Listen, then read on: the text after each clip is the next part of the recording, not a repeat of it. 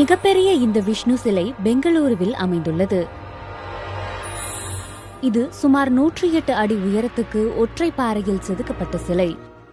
16 கைகள் மற்றும் 11 தலைகளை கொண்ட இந்த மாபெரும் சிலை எஜிபுராவில் உள்ள ஸ்ரீ கோதண்டராம சுவாமி கோயில் வளாகத்தில் நிறுவப்பட்டுள்ளது. இதற்காக 600 டன் எடை கொண்ட பாறை திருவண்ணாமலைக்கு அருகே உள்ள கொருக்குட்டை கிராமத்திலிருந்து பெங்களூருவுக்கு சுமார் 350 கிலோமீட்டர் தூரம் கடந்து கொண்டு செல்லப்பட்டது. இந்த சிலையை வடிக்கும் பணி 2010 தொடங்கி 2025 நிறைவடைந்துள்ளது.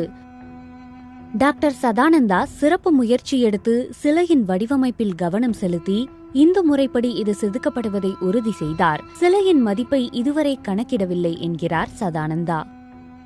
இது சிறிய பொருட்செலவில் முடிந்துவிடும் என நினைத்தோம். ஆனால் அது நடக்கவில்லை. பாறையின் விலை, போக்குவரத்து, இதை செதுக்குவதற்கான செலவு என இதுவே சுமார் 8 கோடி ரூபாய் வரை சென்றுவிட்டது. இதுபோக மற்ற செலவுகளும் உண்டு.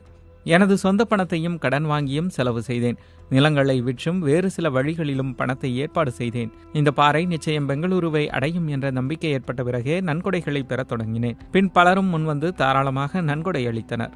உலகிலேயே இதுதான் ஒற்றை பாறையில் செதுக்கப்பட்ட மிகப்பெரிய விஷ்ணு சிலை என டாக்டர் சதானந்தா கூறுகிறார். எனினும் BBC சுயாதீனமாக இந்த தகவலை உறுதிப்படுத்தவில்லை.